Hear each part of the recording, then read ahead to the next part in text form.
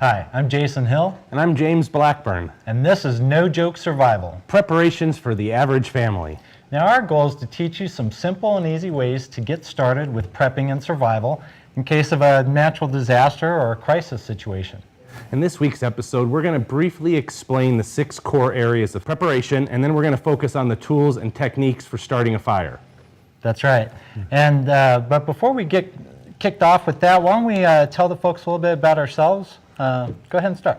Well, Jason, as you're aware, but the audience is not, I have had a ton of experience working in the outdoors, as well as just enjoying the outdoors. Over the last couple decades that I've been around, I've traveled quite a bit around America and done a lot of mountaineering, a lot of mountain biking, rock climbing. I was going to say spelunking, but really technically it's caving, and I read somewhere that cavers actually rescue spelunkers, so we're going to say caving on this. Okay. And I've done, a lot of the techniques that we're going to show in the 13 episodes of the show will actually be things that I've done in the field over the last few years.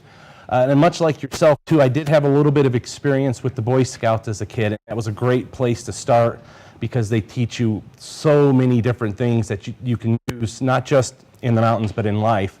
That's right. And I've enjoyed it. I've had a good time being out in the mountains. And, as you're aware, I moved here in 1998 to New Mexico, and we have mountains and desert out here, and we get lots of it, yeah. A lot of different climates, too. Yeah, we have 5 climatic zones in the state out of 7. So we get to practice these techniques all the time. Now, Jason, what about you? You have a variety of skills too, right? I do. Hey, Danny. Hey. How's it going? We're doing introductions. Why don't you go ahead and jump in and tell the folks a little bit about yourself? Sure.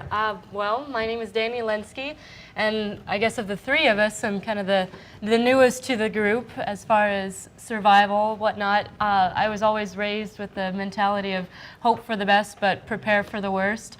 My family used to move around a lot when I was little, so I was able to experience a few different terrains.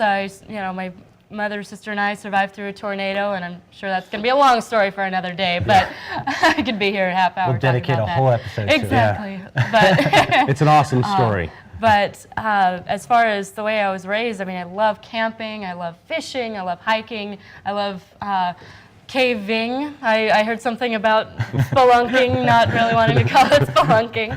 And my dad was born and raised on a farm, and so I spent a lot of time around horses, most especially, but cows, a few chickens here and there, and a couple goats. One in particular, whenever I got 5 feet from him, always good to see you too, off you get. And my mother was my mother was raised on in a military family, and so we definitely got the discipline that way, and so I guess it was good to be well-rounded. I'm not afraid to get my hands dirty for the sake of learning, so it's going to be us learning together with the 3 of us. But, and that's good because you have to do these things hands-on and get that experience. It's not just something you read about. Exactly. You need to have that actual practice. You can take years reading it in a book, but then once you try and put it into practical use, you think, oh, wait. How did that go again? But anyway. Now, speaking of practical use, you've had a lot of practical use out in the field with some of the techniques and tools of our show, right? Yeah, I have. And I hate to interrupt. I'm going to actually have to run so I can work on the beginner's box for later on. Oh, great. I will be back, and I'm sorry. Sounds good. How about a high five? A little lower for the short one. Like half your size, man. Yeah. Hey, you didn't get a high five, though, so yeah. Well, I was in the Boy Scouts as a kid and got to do a lot of things out in the woods and do those hands-on making things, building shelters, going on hikes, and a lot of exploring. And as I got older, I went into the military and I served some time there. And then I also do search and rescue. And it all kind of tied in with my love for the outdoors and the passion that I have for it. And so I'm constantly out in the wilderness areas having to navigate, support myself, and use all these skills that I have. But we'll get into more of that later. Let's just tell the folks real quick the 6 core areas that we're going to be discussing in today's episode. Well, the first 2 are water and food. Then we're going to do shelter and security. And then energy and sanitation. So stick with us. When we come back, we're going to go into depth about all these topics and teach you some ways that you can get started. All right, thanks a lot for watching, but tune back. Good stuff coming up. Yeah.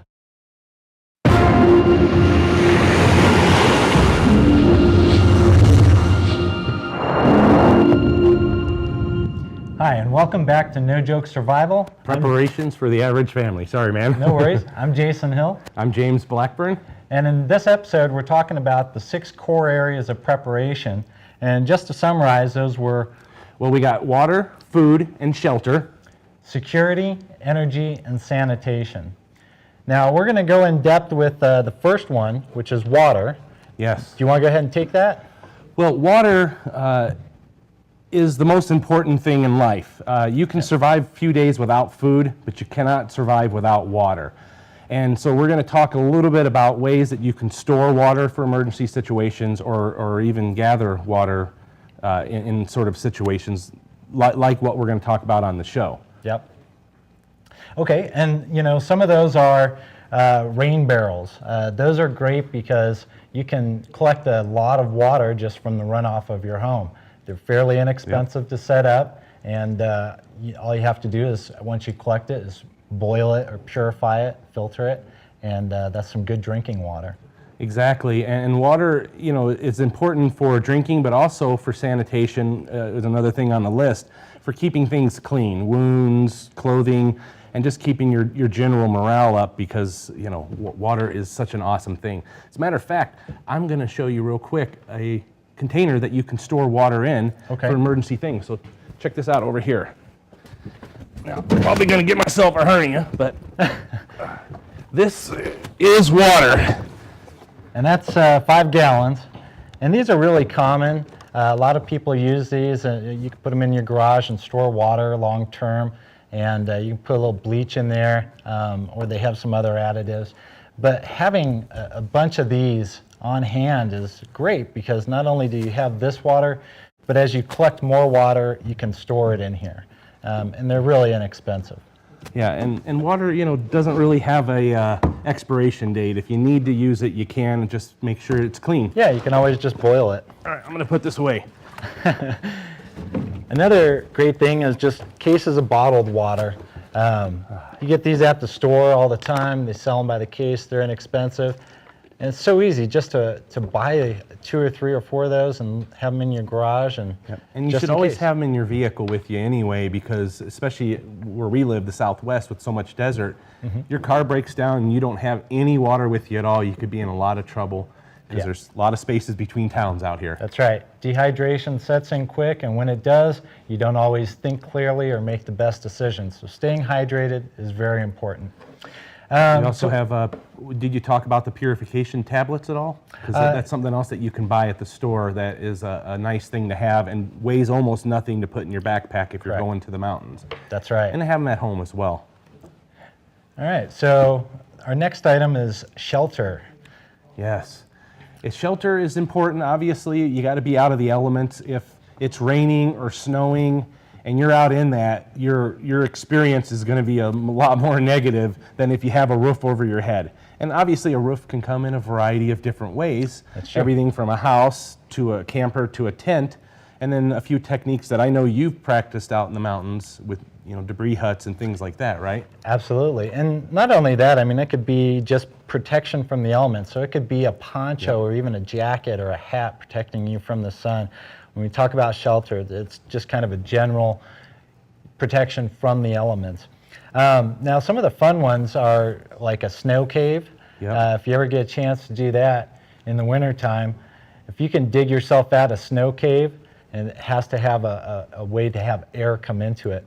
But what happens is if it's cold and windy outside, there could be at least a 30-degree difference outside than inside with your body heat radiating. And so it's a good way to keep alive. And one of the things that we touched on in our first segment was, I said I'm a caver, and caves are also a good place for shelter in an emergency situation. Obviously, you want to make sure it's not bears. Minus the bears, and you want to make sure it's the one that's not going to flood while you're in there too. But it's a great way to get out of the wind and the rain. and the elements in general in an emergency situation. That's right.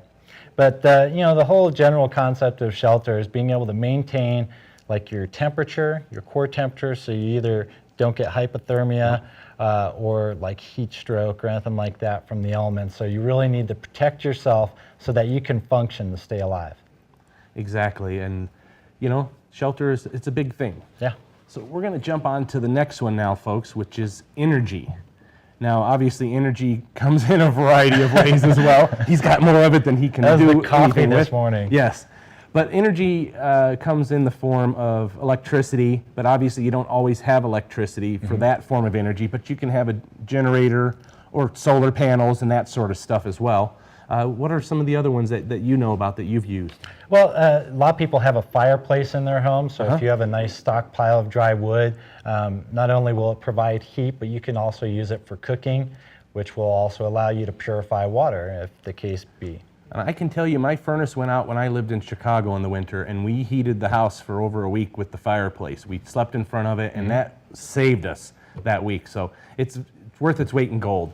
Now, there's obviously wind power as well, you know, windmills and stuff like that. Not everybody has access to one of those, but you know, and the world never runs out of wind. So Same thing plenty of that. with hydroelectric.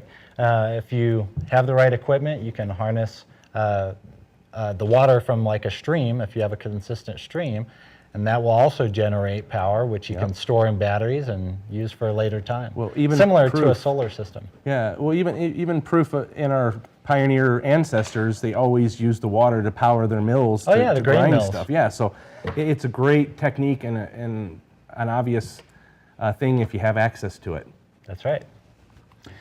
All right, food is also a very important core element for survival, and food can come in a bunch of different packages. You could either have food that's like dehydrated and has been prepared ahead of time that you add water to, or like canned goods. But it also could be like hunting and going out and finding animals and having to prepare them yourself. So there's a lot of different types. Well, and when it comes to food, let's say you're in your home and you lose your power. So you have that food in the refrigerator and in the freezer, but isn't there a limited shelf life on that sort of stuff when you do lose power? Absolutely. And what you want to do is, if you do have stuff, you want to use the items in your refrigerator first, because they're going to go bad before the items in the freezer. Right. What, it's a good 3 to 4 hours before that stuff spoils, but that's really about it, right? Yeah, it just depends. And if you open the refrigerator, close it as quick as possible to maintain that temperature. Same thing with the freezer. And so you'll run through those items and then try to use all your canned and dry goods last, since they're going to last the longest. So you use all your perishables first. Yep, and didn't you have some emergency rations and food, stuff like that the military would use, or even take with you hiking on a normal hike? Don't you have anything like that? Absolutely. Rations are great. And hey, here's Hey guys, Danny. what are we talking about? We're talking about 6 core areas of preparation. Nice. And we were still on food. Yep. Oh, well, food is awesome. I have a hollow leg, so, well, I have our beginner's box. I'd hate to kind of jump on it. We can finish up our 6 core, and then we can get into our beginner's box. Yeah, we'll just mention security is really important, because you want to be able to protect the assets that you have in your home. And so if you have stuff and there's a crisis, typically other people are going to try to find that because they weren't prepared. Right. So the basics of security is being able to take care of yourself and your family. And I guess I heard someone mention sanitation. Sanitation, yes. We are all very sanitized. we love to be clean. It's obviously important because water, you know, if you need it to drink, you need to drink it first. But if you can stay clean while you're out in an emergency situation, it's also very important. Yeah, the basic concept there is to avoid disease and things that typically spread once services go down. Having an awful smell doesn't exactly improve morale either. Just saying. So you brought the beginners. Need almost a theme song for this. And since we're kind of focusing on fire starting, we have all of the different items for fire starting in our beginner's box today. So I guess probably the first thing that we want to talk about is our very traditional flint and steel. And did you want to take it away there? You know what? We're going to have a competition here really quick, so we'll just take these items out and show them real Nice. fast. All right. So we have also, I guess our next one would be waterproof fire starters, fire matches, obviously. You can have a number of different containers. This one here is in a little Ziploc bag. There's also a container, a waterproof container that they can be in as well. These have the starter on the side. And then pop that out there. What's another one in here? Ooh, this one, magnesium. You want to? Yes. I'm going to give this one to you. Explain magnesium. This is Jason's magnesium, but this stuff is great. You shave it off, it starts a fire really quick. He put holes in it to get more I saw shavings that of in it. here. What I did is I drilled through it because it made the shavings just a whole lot easier. Well, that sure saves time. If you're at home, you can just drill a little bit and then just Yeah. sprinkle it on there if you don't want to pull out your favorite knife. This is probably one of my absolute favorites, is a cotton ball with a little bit of Vaseline, and that way the Vaseline can catch the fire, and you don't need to soak this, right? You just need to put a little No, bit you on just there, take right? some Vaseline, you just kind of rub it in, and that Vaseline catches really quick with just a spark, and it burns for a long time. Nice. And Well, we'll show that. And this one also is so cost efficient. You can buy a giant bag of cotton balls and a thing of Vaseline, and this costs maybe a penny. So, in the grand scheme of things, and this is no longer just for burning ants, kids. Yes, we know what it's for. Yes. It's a magnifying It's glass. magnifying glass. So if you have that, you can try and use the sun to make a fire. And so I guess that's actually all we got That's here about so it. far. So But when we come back, we're going to have us a little competition to see who can get a fire started. exciting. So stay tuned, and Come on we're going to back. have a lot of fun. Awesome. I'm going to be the fastest though. Because No, We'll see. I'm I don't know. super We'll good see. with one of these. he is pretty good at this. Danny, you're Put gonna a- just wait. There's going to be a secret flamethrower in the back that as long as we don't you have set to get the everything on fire extinguisher and make sure we don't.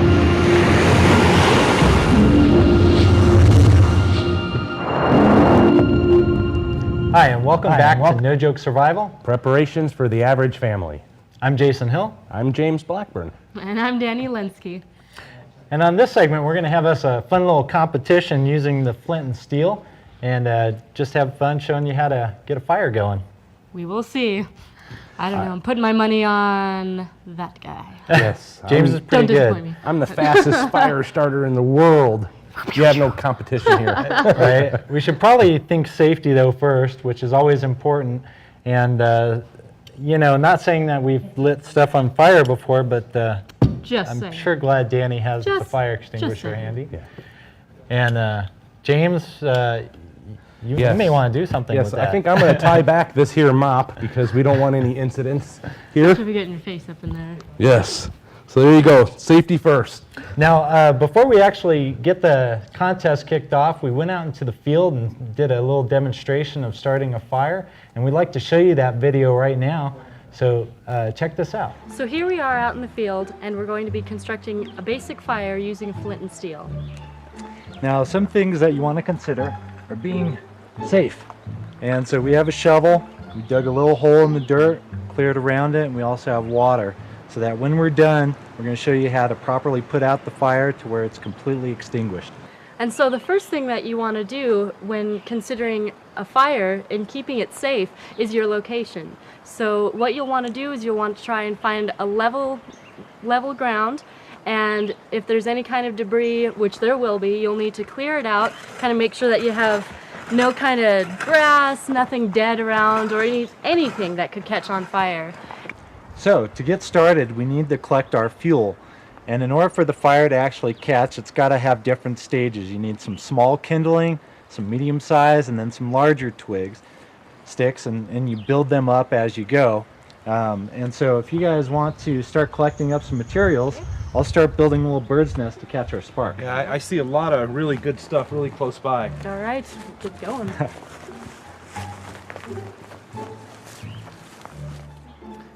Okay, if you have some really dry grass available or other materials, you can make kind of what's called a basket. And I like to do that just because it tends to give you a little area to work with, especially for catching the spark of your flint and steel. And when it's done, it typically looks kind of like a bird's nest. And you can fill this with additional dry leaves, dry material. But what this also does is if, for whatever reason, you need to move this to a different location, you can catch your spark in there and actually carry it, at least for a few seconds until it really gets going, to another location. And if that's the case, then you build it up into a little bit bigger basket. But this is just a basic one, some branches. We're ready to get this into our fire and get it lit. Okay, so what I got here is a Swedish flint and steel, and they make a lot of different types, but basically what this does is it creates a really hot spark when you scrape it. And the reason I like these is because you don't need an additional fuel source like a lighter that needs butane, etc. And even if it's wet, it's still going to throw a spark. So I'm going to see if I can get this going.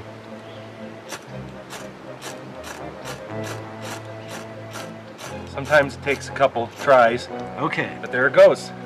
The man is a master. go ahead. Right. And so from here, you'll want to always just keep trying to feed your fire before it goes out.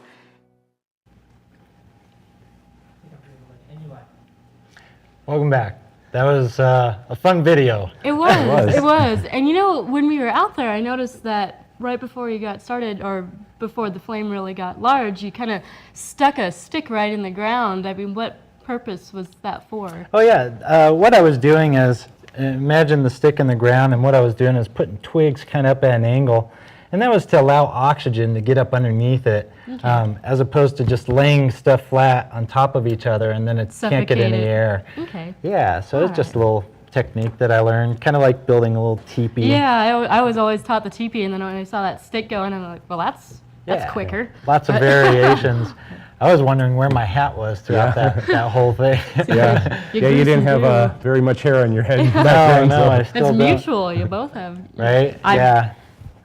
Yeah. I'm saying here. She shaved her beard this morning. I did. I'm sorry, guys. All right, so what do we got here, guys? What we have is some grass that we got from outside. I'm not quite sure how well it's going to burn, but what we're going to do is try to get it started. I also got a little bit of that cotton ball with the Vaseline. And That's, I think, kind of, stacking the deck a little bit on there if this is a contest. you know, I don't need One no would stinking call that cotton ball. cheating. Cheating. No, I don't need a cotton ball to win this No. contest. A mascot that way. I am Right. confident that I'm going to win this thing. All right. Well, what if I think that maybe without further ado, we'll get started. Looks like we have the flint and steel here, and then you have, looks like a little flint, and then... This is my little pocket keychain. It's got a flashlight and P38, but I also have a little mini flint here I always carry with me. Yep. All right. Are we So- ready? Hey, don't get started now. I'm just Are we gonna ready? do a demo. Let's get this going. Ready, set, wait for it. You know, he started since I had. Oh, look, mine broke already. No. See, I think that my odds were already pretty all right. Oh, see. All right. Stacking the deck a little bit. He's already getting some spark. Oh, no! No! Get a cotton ball. Oh, okay. He must have had a cotton ball in his pocket. Wow, that's a good one, dude. Dang. I'm That'd impressed. keep me warm anyway for many nights. I guess All right. Put that I have on. made fire too. This is it. If you want to see us more, feel free to visit us on Facebook at facebook.com/NoJokeSurvival. There you can ask us questions. You can also visit our website at nojokesurvival.com, and there are links to the videos. And come back and visit us next week. And next week we're going to talk about what to do when There's no water. Thank you so much. We'll Thanks, hope everybody. to see you drink some water before watching the episode. That way you don't feel so parched. Yeah. Exactly. All right. That was- Yeah. And in some of these other ones right here, we have things falling on the ground. Oh, I think I may have wet myself a little bit. If you're up on a mountain, you may want to go down into a valley, you know, or observe the area. Some lime. Oh my God, what is that? What is that, dude? I Probably a Sasquatch. They're all over the place. this is important. You don't want to wipe your backside with something that might be poisonous. What you want to do is literally just sit down and listen. I kind of blew my way through there pretty badly. There was a lot of outtakes. It's back, dude! It's back! Ah! Where is it? There it goes! That's awesome. You never know what you're gonna find in the wild. I love it.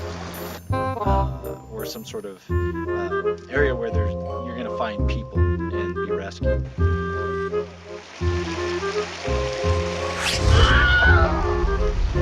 Oh man, that hurts! And now for a blooper. Blur in the background. I literally got ants in my pants. While I was talking, I could feel them crawling down my butt crack.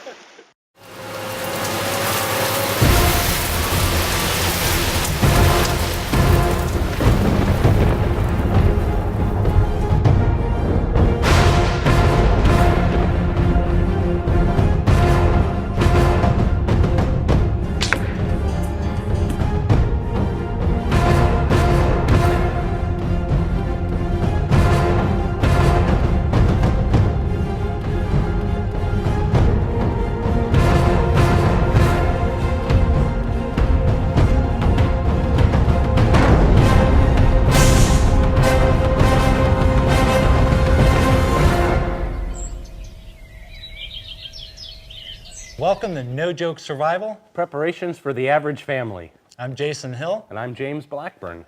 and on this week's episode, we're going to talk about water. And the whole goal of this show Hey is... guys, sorry I'm late. Oh, hey. We're here to talk Here's about Danny. water.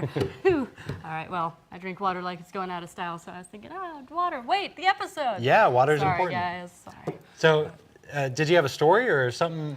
Well, I mean, as far as water goes, I mean, I used to live in Alabama, and back in 1995, our house was totaled in a tornado, and we lived with tornado watches and warnings all the time, and so every time, we would end up getting those warnings, we were always then doing all the kind of preparations that you would want to take if you know a storm is coming. Mm-hmm. And so in our case, we had water already set up, but in that case, it was actually kind of late, so we had a lot less water than we had anticipated. But What were some of the things that you did, since you knew that you needed to store some water? usually what we always like to do when you know that a storm is coming is, in our situation, I mean, we knew what water we had, so we had city water, mm-hmm. and so we knew that if the power went out, there was still a limited amount of water versus a well, and you think, my pump doesn't work.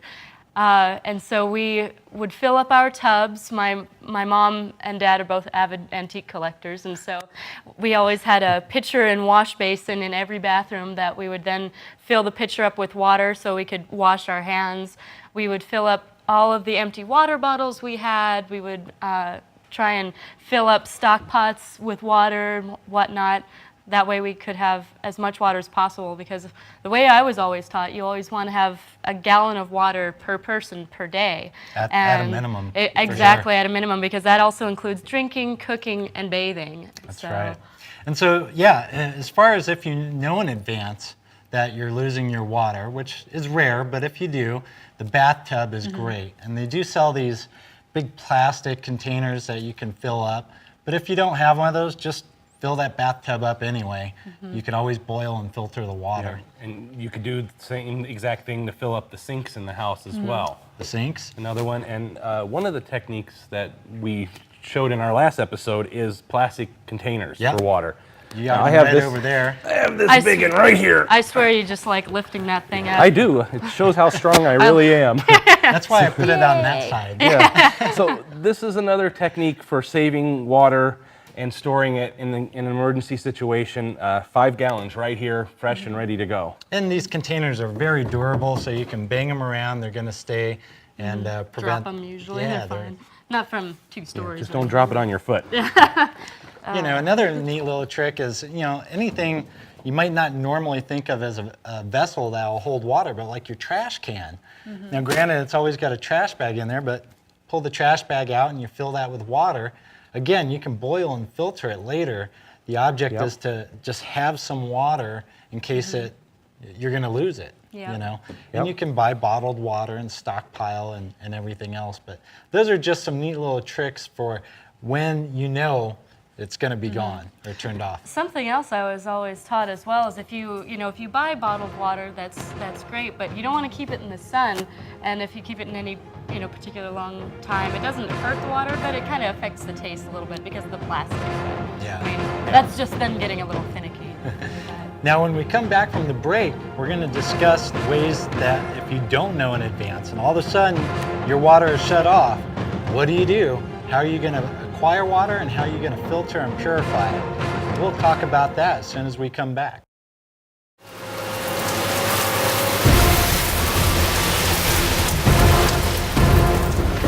Hi. Welcome back to No Joke Survival. Preparations for the average family. I'm Jason Hill. And I'm James Blackburn. Now, on our last segment, we discussed some ways to have water if you know in advance that they're going to shut it off, which is actually pretty rare. Yeah, exactly. We don't always get an advance warning that an emergency situation is coming. So we have a few techniques that we can show people, or describe at least, for situations when the water is gone unexpectedly. Gone. Yeah. You go home, you turn on the faucet, nothing. Yep. What do you do? Well, and as we said, we've said this before, water is the source of life. Without water, you won't survive more than a day or two, so it's very important to have this. So a few techniques are, well, rain barrels. Rain barrels are fantastic. And do you have a rain barrel at your place? I do. And what's great about it is, some people use trash cans or they use these big 50-gallon barrels and just have your gutter go into it with a filter. And you can even put a little faucet at the bottom and run a hose. But the idea is to be able to just collect the water, and then later you can filter and purify it. Exactly. So the container that it's stored in, it just has to be able to hold the water because it can be cleaned later, no matter how dirty the water might be. Yeah, and that's great, because 50 gallons rainwater and you don't have to do anything; it just sits there. Yeah, and you collect it just without a cost and a dime, just whatever the barrel costs itself. That's it, nature. So another technique is for folks to have bottled water in the house, in the pantry. Just have yourself a case of that stuff sitting around, because if you had 24 bottles of water and you had no water in your home, that you'd be like gold. Yeah, and at the price, $2 or $3 for a case of water. Yep. You should have numerous of them. Stack them up in your garage. Have not only a couple days, but even a week or two. We've seen numerous natural disasters where the response to get the help to some of these people is actually weeks. It is, and so if you're not prepared and you're not thinking about these things in advance, it could be a troublesome situation for you. That's right. Which brings me to the next thought on water is you can actually drain your hot water heater if you need to, right? Absolutely. And there's water in there, like 30 gallons or different sizes. Right. But there's a little valve at the bottom, and you can open that up and put a bucket underneath there and just drain that water out. And it's a great emergency water source that's already in your home that most people don't think about. Which brings us to the next thing that I was thinking of, is that you could still have water in the lines as well, which is similar to it just being stored there, like in a hot water heater, but in the lines itself. Yeah, and that's one of those things where, unfortunately, if you go to your kitchen sink and you turn it on and it runs for a few seconds and then shuts off, you've kind of wasted that water that was in the line trying to figure out your water shut off. Right. But you might be able to then go to the bathroom sinks, get a container. If there's any pressure in the line, you might be able to get a little bit of water out of that. And even if it's a glass of water, that's a good glass of water. Right, and I wouldn't even thought of that particular thing, that there is extra water already in the lines to start with. Mm-hmm. Now, can you tell me and the audience a little bit about the transpiration then? Yeah, transpiration is a really neat process where you kind of let Mother Nature do the work for you. And what it is, if you have a plastic bag, kind of like a trash bag, and you wrap it around the green branches of a tree. So you find yourself a tree with lots of green leaves on it, and you wrap it around and you tie it off. Right. And what happens is the sun will heat that up, okay? And to put it in simpler terms, the leaves are going to sweat out their moisture. And when they do, it's all going to condensate on the inside of that bag and drip down to the lowest point. And so after a day in the sun, you can actually have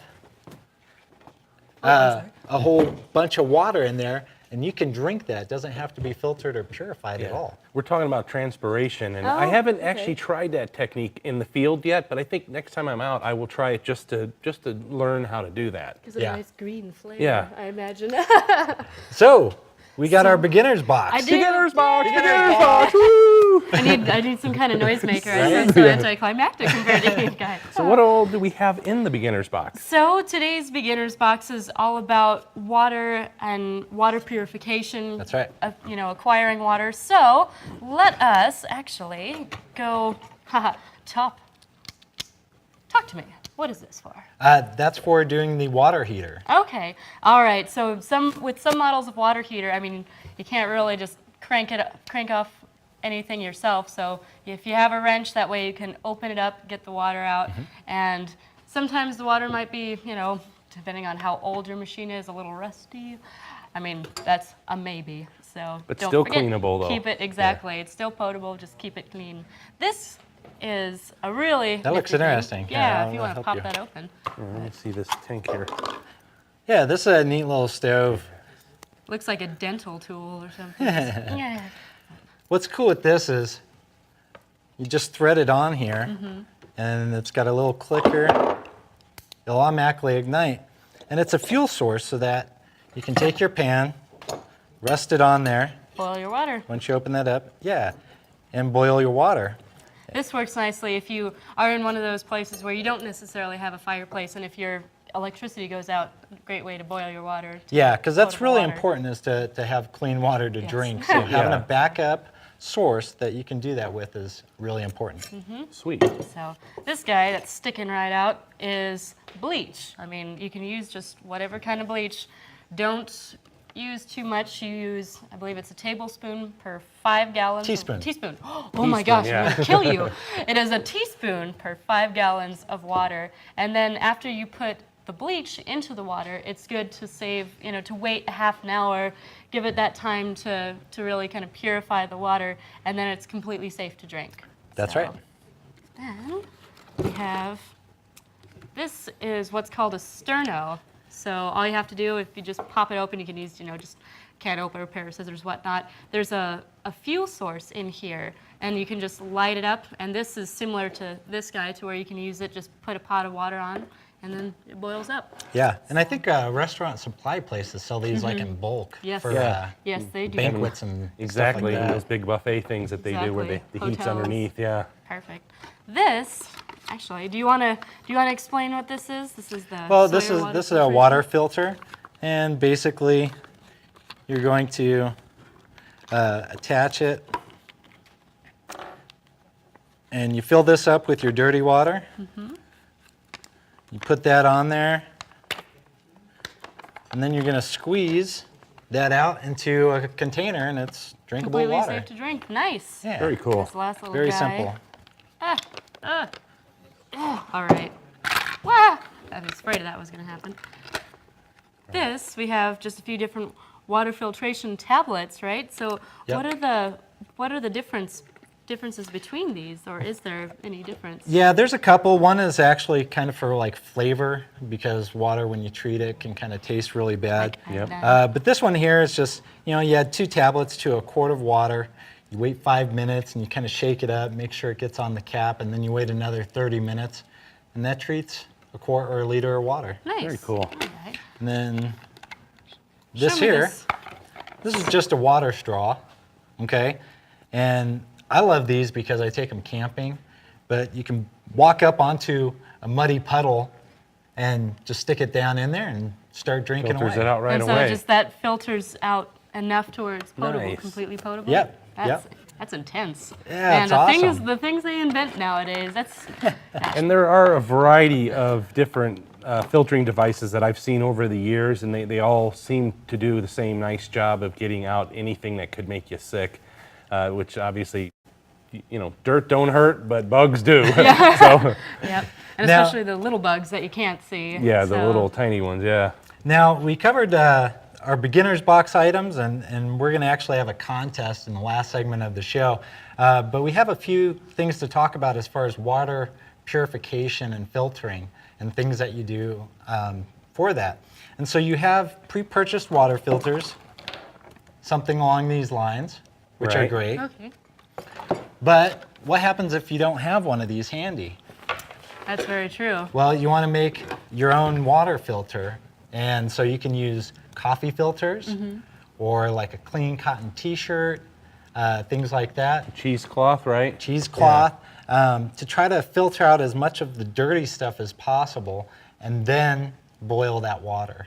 And you can also simulate essentially the ground and then virtually then the groundwater. You can have different layers if you have a container, and if you want to go that far, you can get medium-sized rocks, large-sized rocks, and then soil, and then kind of pour your water out, and hopefully it'll come through with that cheesecloth That's and right. the A filter. little charcoal. Yeah. Yep. You know, it's Charcoal Yeah. goes a long That's way what's too. in a lot of these filters is charcoal. So you can make a fire and put some of that in there and use that as your filter as well. Charcoal does a lot. If you have an upset stomach, I mean, you know, my mom used to just take a little bit of charcoal, all right, chew on that.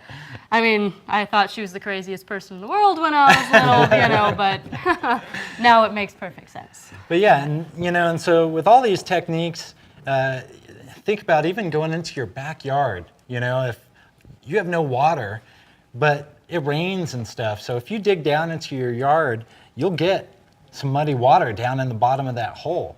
And you can collect it up. Again, try to filter it as best you can. But the idea is to be in a state of mind where you're thinking, okay, how can I get water? Can I set up a plastic tarp, you know, out in the backyard, or an umbrella?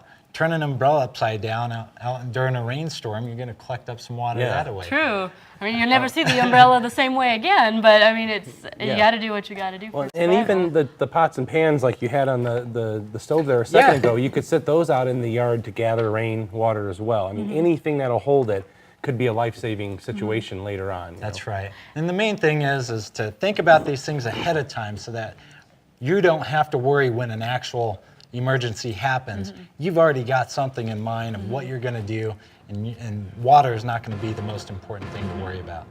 Yep. So when we come back from the break, we're going to have our competition, and that's going to be a lot of fun. Awesome. Yeah, and like last time, I'm not going to brag about how good I'm going to do this time. I'll wait and see. It was a little humbling, that last contest. On the last episode, I kind of tooted my own horn, and Jason won. so. That's So all I'm- right, though. This one's going to be a fun one as well. Yeah. We always have a good time with that. So We love let's pick water. a few things here.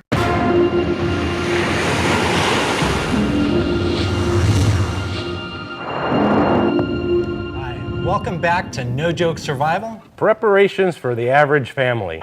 I'm Jason Hill. I'm James Blackburn. And I'm Danny Lensky.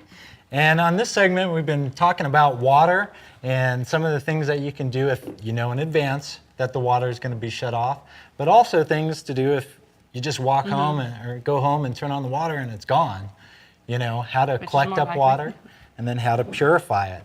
And we're going to have a competition in a few minutes, but we actually did a demonstration of one of our water filters, and we have some footage of that. So Yeah, some actual field footage. yeah, so- we should check that out. Yeah, Is this? definitely.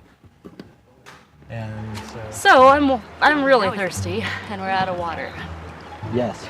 Well, fortunately, we brought this handy dandy water filter, and so we found this nice stream. We can get some water out of here, filter it, and have some more drinkable water. And one of the nice things about this is that it was so lightweight, I could carry it with me easily on a hike.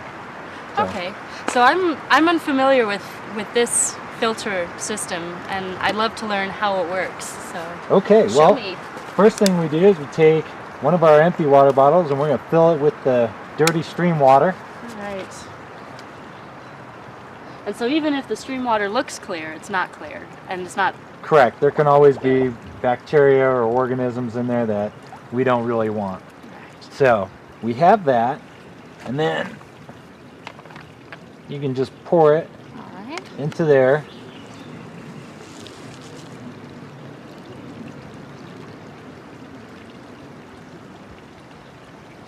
I'm a master at this. Don't spill it. Don't. Not a drop. Well, especially if you're not fortunate enough to have a flowing stream, it might be all you have. So, Absolutely. And then that just screws on top. all right.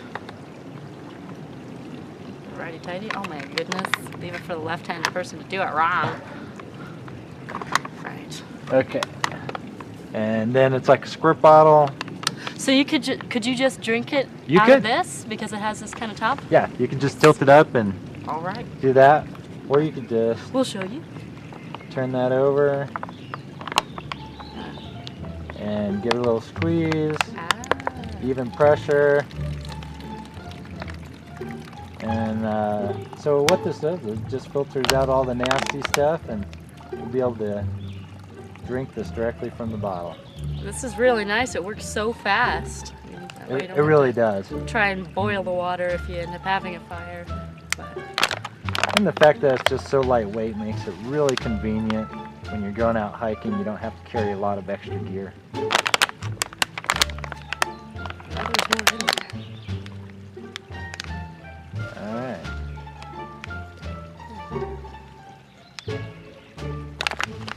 That. Look how much clearer that one is. Yep, that's good. That is awesome. So, nice, clear, tasty water. Bottoms up. As I shoot it out my nose. That's it. Hi, welcome back to No Joke Survival. Preparations for the average family. I'm Jason Hill, James Blackburn. Danny Linsky. and I frequently have trouble drinking water. Always shooting it out my nose. Yes, he does. Say Sounds it, don't like spray a it. personal problem.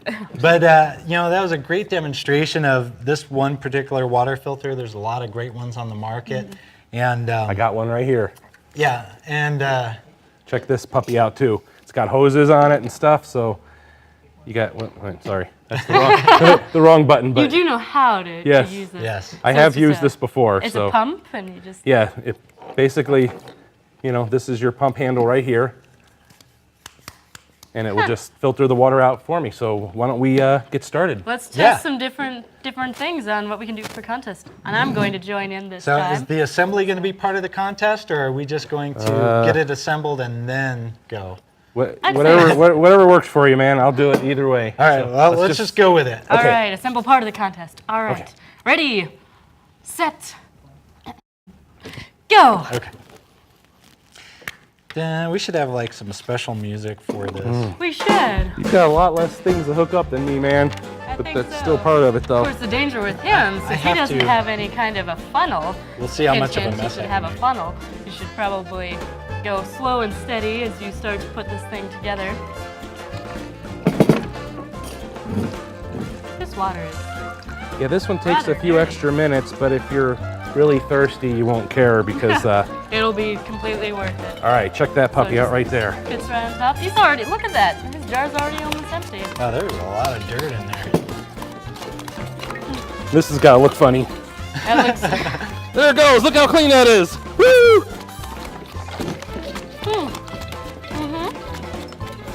Hey, I'm winning this one. Hey. Hey. She's cheating. Oh, what is that thing? Nice, just nice clean filter. The clear winner. Ba-dun-dun. So how can people find out about us? Well, I suppose that now we can finish up here. If you want to find out more about us, follow us on Facebook. So facebook.com/NoJokeSurvival. There you can ask us any kind of questions if you want to find out a little bit more about any of the products that we use. You can also visit our website at nojokesurvival.com, and there you can find links to our videos for all of this. Oh, we lamb. And some of these other ones right here, we have things falling on the ground. Oh, I think I may have wet myself a little bit. If you're up on a mountain, you may want to go down into a valley, you know, or observe the area. Some lime. Oh my God, what is that? What is that, dude? I Probably a Sasquatch. They're all over the place. this is important. You don't want to wipe your backside with something that might be poisonous. What you want to do is literally just sit down and listen. I kind of blew my way through there pretty badly. There was a lot of outtakes. It's back, dude! It's back! Ah! Where is it? There it goes! That's awesome. You never know what you're gonna find in the wild. I love it. Or some sort of area where you're gonna find people and be rescued.